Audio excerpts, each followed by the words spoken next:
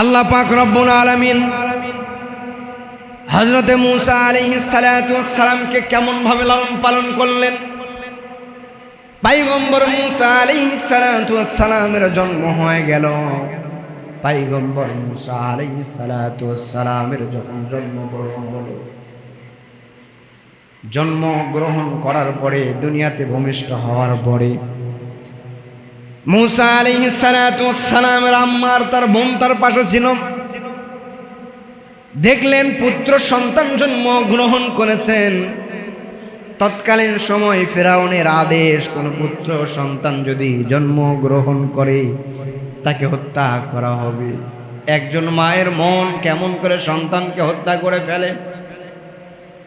সংক্ষিপ্ত করে বলতেছে, মুক্তাসার করে ঘটনাটি বলি।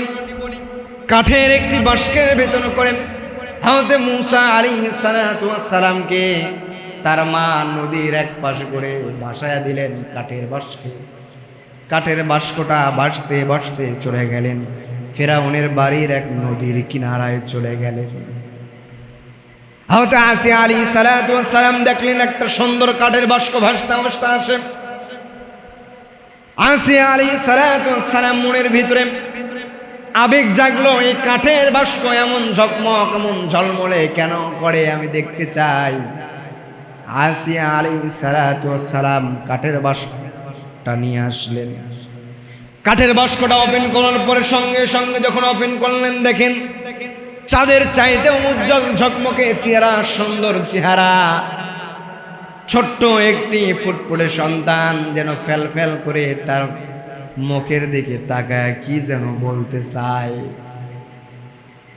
ফেরাউন ছিল এমন অপদার্থ, তার কোনো দিন কোনো জীবনে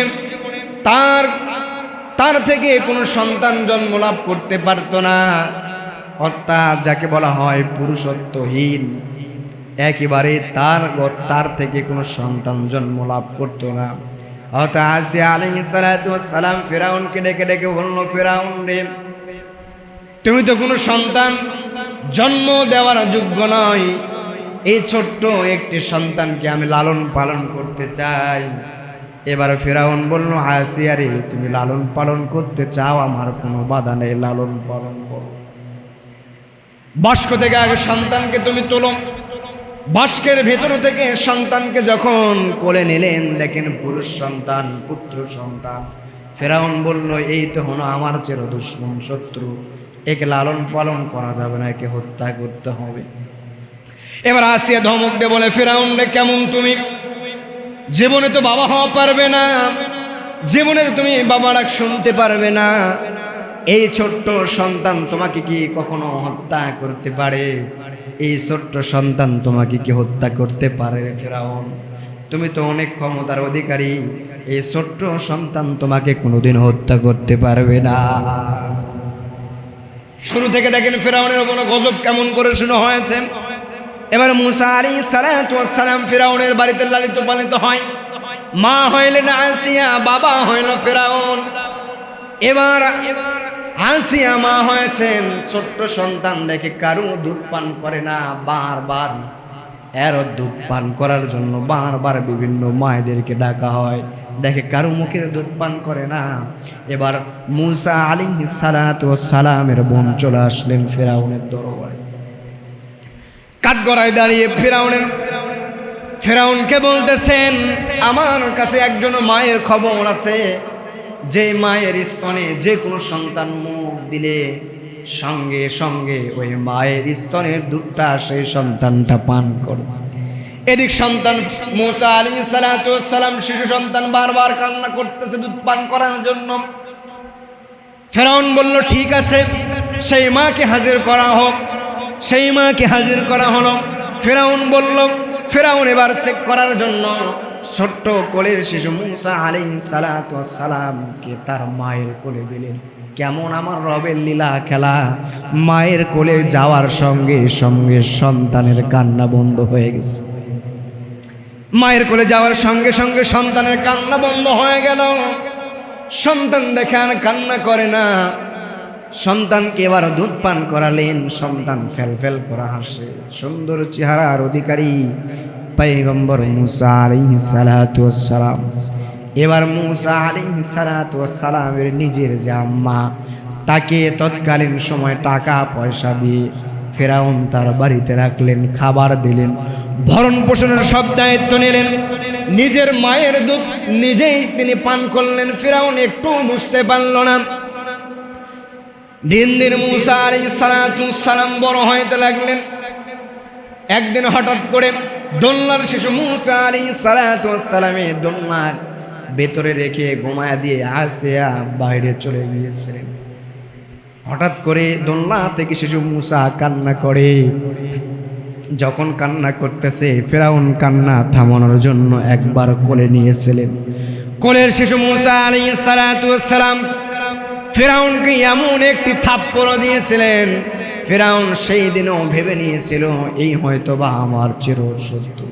ফলে যখন বড় হয়ে গেলেন, তৎকালীন সময় হাদিসের ভেতরে পাওয়া যায় একজন কসাইকে থাপ্পড় মেরেছিলেন। তৎকালীন সময় কসাইকে থাপ্পড় মারার পরে সঙ্গে সঙ্গে কসাইটা ওই জায়গায় মৃত্যুবরণ করেছিল। ফেরাউনের ঘরে থেকে মুসা আলাইহিস সালাতু ওয়াস সালাম লালিত পালিত হলেন, বড় হয়ে গেলেন। এবার যখন মুসা আলাইহিস সালাতু ওয়াস সালাম দাওয়াত দেওয়া শুরু করলেন, দাওয়াত দিতে দিতে এক পর্যায়ে ফেরাউনের কাছে দাওয়াত নিয়ে চলে গেলেন। ফেরাউনের কাছে যখন দাওয়াত নিয়ে চলে গেলেন, ফেরাউন বলল, মুসা রে, ছোট থেকে তোমাকে আমি লালন পালন করেছি, ভরণ পোষণ সব দায়িত্ব আমি পালন করেছি। মুসা রে, বলো বলো বলো, তুমি কি চাও? যা চাও আমি তোমাকে সব রাজত্ব দিয়ে দিব। তারপরেও এক আল্লাহ যে সত্য এটা আমি জানি, ওই আল্লাহর দেওয়া কোরআনের, ওই আল্লাহর দেওয়া কথার দাওয়াত তুমি আর মানুষদের মাঝে দিও না। মানুষদেরকে আর সঠিক পথ তুমি দেখাও। দেখেন কারবালা কাকে বলে আমাদের বুঝতে হবে। মুসা আলাইহিস সালাতু ওয়াস সালাম ফেরাউনের কাছে দাওয়াত নিয়ে চলে গেলেন। তৎকালীন সময় ফেরাউন ছিল সবচাইতে বড় স্বৈরচার। স্বৈরচারীদের ভেতরে সবচাইতে টপ লেভেলের স্বৈরচার ছিল ফেরাউন। আজকেও ফেরাউনের উত্তরসূরিগুলো, নমরুদের উত্তরসূরিগুলো আমার দেশে পুরো পৃথিবী জুড়ে আছে না নাই? কথা বলেন, আছে না নাই? সম্মানিত ভাইয়েরা আমার, ভালো করে খেয়াল করবেন। মুসা আলাইহিস সালাতু ওয়াস সালাম ফেরাউনকে দাওয়াত দিতেছেন, কালেমার দাওয়াত দেয়, মানুষদের মাঝে কালেমার দাওয়াত দিতেছেন। কালেমার দাওয়াত দিয়ে বনি ইসরাঈলদের মাঝে কালেমার দাওয়াত দিতে দিতে এক আল্লাহর উপরে সবাই ঈমান আনয়ন করলেন। ঈমান আনয়ন করার পরে এবার ফেরাউন দেখতেছে মুসার দাওয়াতে এক আল্লাহকে সবাই মানতে শুরু করেছে। আর কিছুদিন পর্যন্ত মুসা যদি জীবিত থাকে, আমার রাজত্বটা ধ্বংস হয়ে যাবে, আমার রাজত্ব চূর্ণ বিচূর্ণ হয়ে যাবে, আমার আর রাজত্ব থাকবে না। এতদিনের সাজানো রাজত্ব, সিংহাসন আমার আর থাকবে না। মানুষ সবাই এক আল্লাহকে বিশ্বাস করবে। এবার পাল্টা একটা ধাওয়া করলেন, সংক্ষিপ্ত করে বলতেছে। বনি ইসরাঈলের লোকেরা যারা তার উপরে ঈমান আনয়ন করেছিলেন, যারা ঈমান আনয়ন করেছিলেন, তারা সবাই মুসা আলাইহিস সালাতু ওয়াস সালামের পেছন পেছন রওনা করলেন। চতুর্দিক থেকে ফেরাউনের বাহিনী ঘেরাও করে ফেললেন। চতুর্দিক থেকে ফেরাউনের বাহিনী ঘেরাও করে ফেললেন। এবার মুসা আলাইহিস সালাতু ওয়াস সালাম দৌড়াইতে থাকে, দৌড়াইতে দৌড়াইতে সামনে নীল নদ, বিশাল বড় নীল নদ সামনে, তার সামনে উপস্থিত হয়ে গেল। পালানোর আর কোনো জায়গা নাই, কোন দিকে পালাইবে, যাওয়ার আর কোনো জায়গা নাই। আল্লাহ পাক রব্বুল আলামিন মুসা আলাইহিস সালাতু ওয়াস সালামকে বললেন, মুসা রে, আর আমার আপনার পয়গম্বর মুসা কালিমুল্লাহকে আল্লাহ পাক রব্বুল আলামিন একটি লাঠি দিয়েছিলেন। লাঠির মুজিজা এমন ছিল, মুসা আলাইহিস সালাতু ওয়াস সালামের কওমরা পানি পিপাসার্থ, সবাই পানি খাবে, পিপাসার্থ, পানি নাই। আল্লাহ পাক রব্বুল আলামিন মুসা আলাইহিস সালাতু ওয়াস সালামকে আদেশ দিলেন, মুসা রে, লাঠি দিয়ে পাথরের উপর আঘাত করো। পাথরের ওপর যখন আঘাত করলেন, তৎকালীন সময় বনি ইসরাঈলের 12টা গোত্র ছিল, 12টা কওমের লোকেরা তৎকালীন সময় 12টা নহর এক একজনের জন্য একেবারে ফিট করে দেওয়া হয়েছিল। এক একজন এক একটা নহর থেকে তারা তৎকালীন সময় পানি পান করত।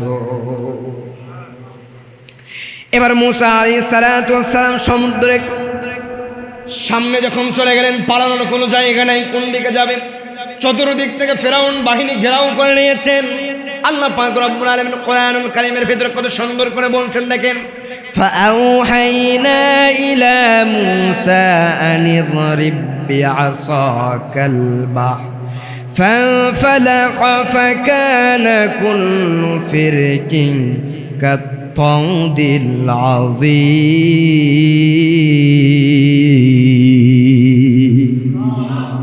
আল্লাহ পাক রব্বুল আলামিন মূসা আলাইহিস সালাতু ওয়াস সালামকে বলল, মূসার প্রতি ওহী নাযিল করে দিলেন, সঙ্গে সঙ্গে তোমার হাতে যে লাঠি আছে রে মূসা, এই লাঠি দিয়ে তুমি সমুদ্রের উপরে একটা আঘাত করো।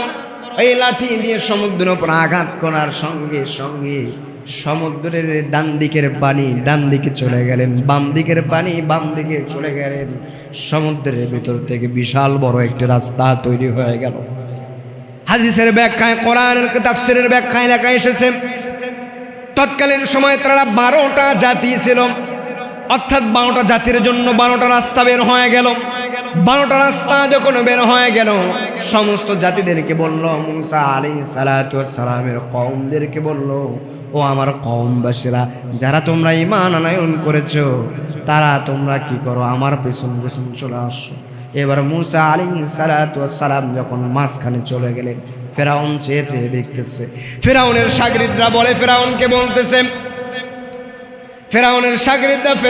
বলতেছে, এবার আমরা কি করব? মূসা তো এমন জাদু দেখাইল, সমুদ্রের ভেতর দিয়ে রাস্তা তৈরি করলো।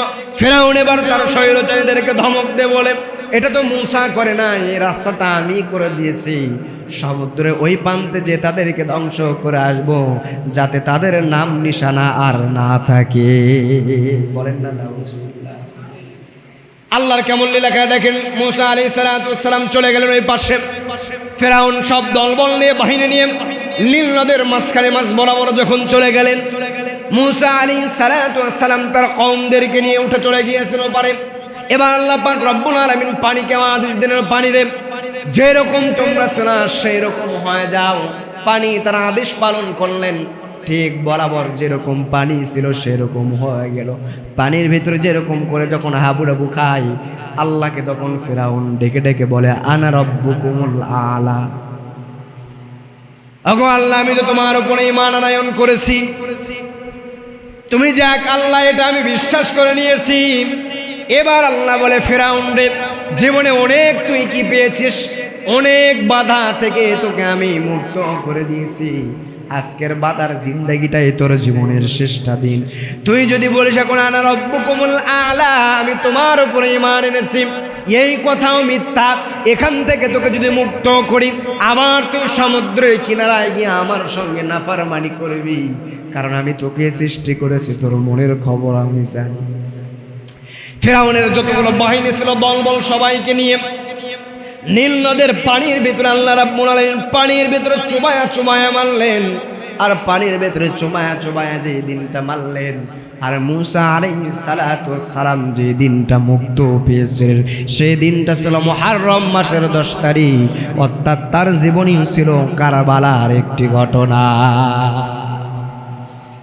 ভালো করে খেয়াল করবেন সম্মানিত ভাইরা আমার, আমার রাসূল সত্যবাদী ছিলেন। মক্কার লোকেরা তাকে উপাধি দিয়েছিলেন আল আমিন। তিনি কখনো মিথ্যা কথা বলতেন না। মক্কার বড় বড় কাফেররা, তিনি কখনো আমানতের খেয়ানত করতো না।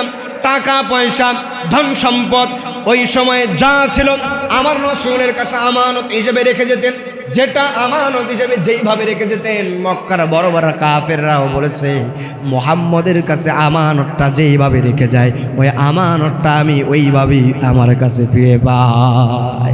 আমার রাসূল ছিল তার সর্বপ্রথম একজন আমানতকারী, কখনো আমানতের খেয়ানত করেন নাই।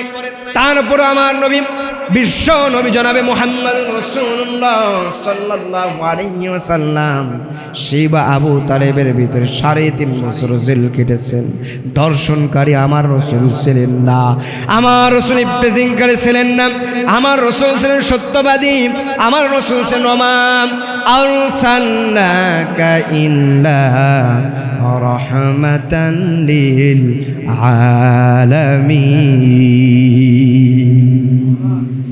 আমার রাসূল ছিলেন গোটা জাহানের জন্য রহমত স্বরূপ, গোটা পৃথিবীর জন্য নিয়ামত স্বরূপ আল্লাহ রাব্বুল আলামিন রাসূলকে পাঠিয়ে দিয়েছিলেন। গোটা দুনিয়ার রহমত।